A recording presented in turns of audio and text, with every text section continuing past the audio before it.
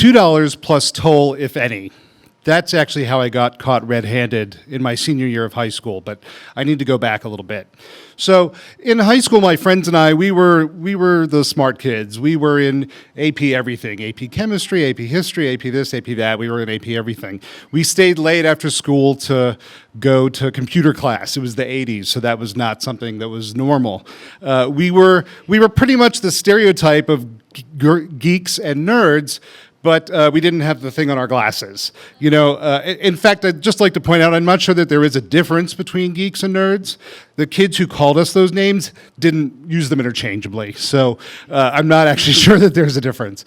So I had these friends, and they were a little strange. Some smart kids are a little bit strange. So we have Jonathan, who carries around a copy of Steppenwolf in the original German. And he talks a lot about chloroforming stray cats so he can perform experiments on them. That always made me very uncomfortable. My friend Robbie wore a black trench coat all year. Didn't matter how hot it was. But I liked him because we were reading the same philosophy books by our favorite quantum physics. By the way, I had this shirt before tonight. I didn't have to go buy a Schrodinger's cat quantum physics shirt just for you. So I was definitely a nerd or a geek. It was around this time that I figured out how I could program my personal computer at home to basically hack into these old telephone systems you could call and figure out credit card numbers, like basically steal credit cards. It was very, very easy back then. And I had it all figured out, and I tested it, and it worked just fine. The thing is, I didn't think of anything that I wanted to buy so badly that it would be worth going to jail. But then it hit my 17-year-old brain, gay porn. Right? The only thing for my plan is I needed to actually buy some through the mail, so I had to go to nearby West Hollywood and basically take these free gay newspapers from the magazine racks and then look at the ads for the companies that sold porn over the mail, which is pretty much the only way it happened back then. So I did that, but I was too afraid to go, by the way, into a porn shop and buy porn first. I was underage. And second of all, it was the 80s. We had Reagan and the moral majority and AIDS. And the idea of somebody finding out I was gay was just not really a good idea for me. So I have all this plan. I get the magazines, and I start opening them, and I start noticing there's ads for phone sex lines. And these are brand new at the time. They're phone sex lines. And I was very scared about calling one, but then I thought, that's actually better than going to jail. So I decided one day in a fit of 17-year-old hormone rage to call one. And it was as amazing as I thought it would be. I'll just leave it right there.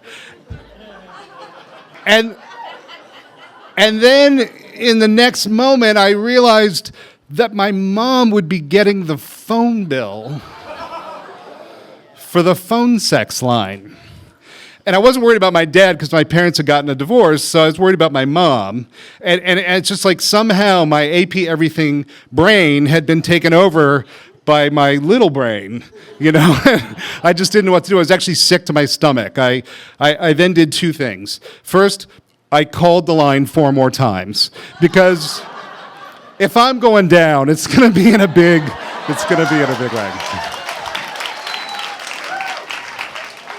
The second thing I did was pack my duffel bag because I knew that my mom would be throwing me out. So I was waiting for the bill, and it was weeks. And every day I would rush home from school to see if the bill was there, and it wasn't. And then finally one day it was, and I just was in knots, and then nothing happened for day after day after day. And then one Friday night, my mom comes home, and she says, "Adam, we need to talk." And I'm like, oh, God, it's the moment. She says, "Adam, the phone bill came, and there were some very strange numbers on there that I didn't recognize. So I called them. And I heard these men, and I just, it was worse than I thought. I mean, not only did I get caught, but she called them. I mean, I was literally caught red-handed, right? So there I am.